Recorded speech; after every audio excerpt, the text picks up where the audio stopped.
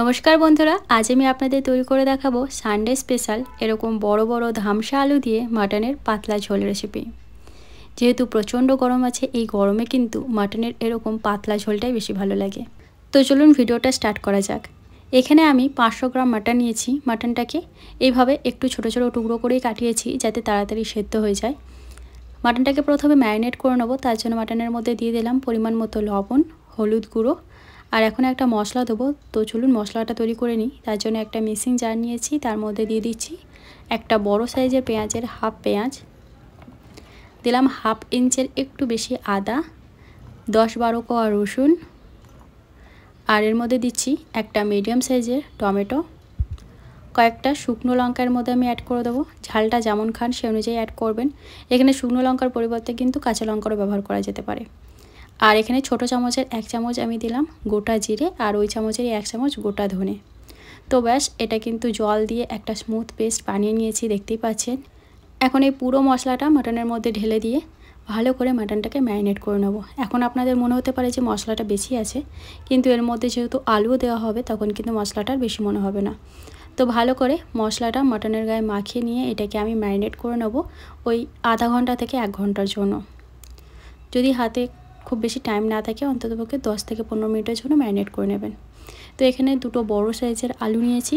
একটা আলুকে এইভাবে মাঝ বরাবর কেটে আমি মাটনের মধ্যে দেব। আর এখানে বড় বড় দুটো সাইজের পেঁয়াজ নিয়েছিলাম। একটা পেঁয়াজের হাফ দেখলেন আমি এখানে মশলাতে ইউজ করেছি, আর এখানে রয়েছে 1.5টা পেঁয়াজ।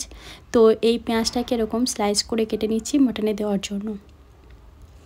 এখন রান্নাটা শুরু করার জন্য কড়াইতে দিয়েছি বেশ কিছুটা পরিমাণে সর্ষের তেল। তেলের মধ্যে প্রথমে অল্প পরিমাণে হলুদ গুঁড়ো আর কাশ্মীরি রেড চিলি পাউডার দিয়ে আলুগুলোকে ভেজে নেব। তো আলুগুলো কিন্তু কাঁচাই আছে, আমি আলুটাকে সেদ্ধ করিনি। তো আলুটাকে ভালো করে লাল করে ভেজে তুলে নিচ্ছি। আলুটা ভাজা হয়ে গেছে, এখন তুলে নিচ্ছি। কড়াইতে যে তেল আছে সেই তেলের মধ্যে এখন ফোড়নের জন্য দিয়ে দিচ্ছি 2টো তেজপাতা, আর যে পেঁয়াজ কেটে রেখেছিলাম সে পেঁয়াজটা। এখন পেঁয়াজটাকে হালকা লাল করে ভেজে নিচ্ছি। পেঁয়াজটাকে ভালো করে ভেজে নেওয়ার পর এর মধ্যে ম্যারিনেট করে রাখা মাটনটা দিয়ে খুব ভালো করে মাটনটাকে কষিয়ে নিতে হবে। এর মধ্যে কিন্তু আর কোনো মশলা অ্যাড হবে না, শুধু মাটনটাকে দিয়ে খুব ভালো করে মাটনটাকে আমরা কষিয়ে নেব মোটামুটি 20-25 মিনিট টাইম নিয়ে। যত ভালো করে মাটনটা কষানো হবে ততই কিন্তু এর স্বাদটা ভালো হবে। তো এই যে আমি ম্যারিনেট করে রাখা মাটনটা এর মধ্যে দিয়ে দিচ্ছি।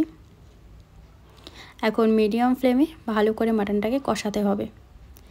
ঢাকা চাপা দিয়ে দিয়ে আমি রান্নাটা এখন করব। মাঝে মাঝে ঢাকনা খুলে একটু নাড়াচাড়া করে নেব। আর যদি প্রয়োজন পড়ে তাহলে কিন্তু অল্প অল্প গরম জল দিয়ে মাটনটাকে কষাতে হবে।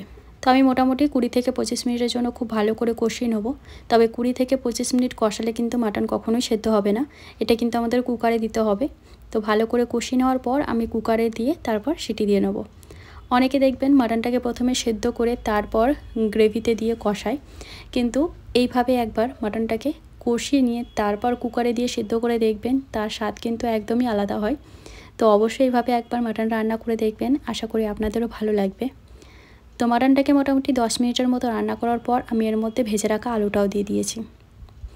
আলুটা দিয়েও ভালো করে কষিয়ে নিচ্ছি, এতে করে কিন্তু আলুর ভেতরে খুব সুন্দরভাবে মশলা ঢুকে যায়। তো যতক্ষণ না এইভাবে মাটন থেকে তেল ছেড়ে আসছে ততক্ষণ কিন্তু খুব ভালো করে কষিয়ে নিতে হবে। তো দেখতেই পাচ্ছেন মাটন থেকে কিন্তু পুরো তেল বেরিয়ে আসছে। তো মাটন খুব ভালো করে আমি কষিয়ে নিয়েছি। এখন এর মধ্যে দিয়ে দেবো পরিমাণ মতো গরম জল।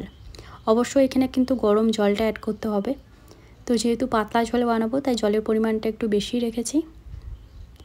ভালো করে জলটা দিয়ে মিশিয়ে নেওয়ার পর এর মধ্যে আমি দিয়ে দেবো অল্প পরিমাণে গরম মশলা গুঁড়ো। এখানে আপনারা গরম মশলা গুঁড়োর পরিবর্তে কিন্তু গোটা গরম মশলা বেটেও ব্যবহার করতে পারেন। গরম মশলাটাকেও ভালো করে একবার মিশিয়ে নিয়ে পুরো মাংসটাকে কিন্তু আমি কুকারে দিয়ে নেব। আর এইভাবে আলুগুলোকে কুকারের ওপরে রাখছি, কারণ আমি 2টো সিটি দিয়ে আলুগুলোকে বের করে নেব। তারপর মাংসটাকে আরও 4-5টা সিটি দিয়ে ভালো মতো সেদ্ধ করে নেব, কারণ 2টো সিটি দিয়ে আলুটাকে যদি বের করে নেওয়া না হয় তাহলে কিন্তু আলুটা একদম গলে যাবে। তো এই যে আমি 2টো সিটি দিয়ে নিয়েছি, তারপর আলুগুলোকে বের করে নিচ্ছি। এখন মাটনটাকে আরও 4টে সিটি দিয়ে সেদ্ধ করে নেব। এই পর্যায়ে কিন্তু আপনারা একটু মাটনটাকে চেক করে নেবেন মাটনটা কতটা সেদ্ধ হয়েছে কিনা। তো সেই বুঝে কিন্তু সিটিটা দিতে হবে।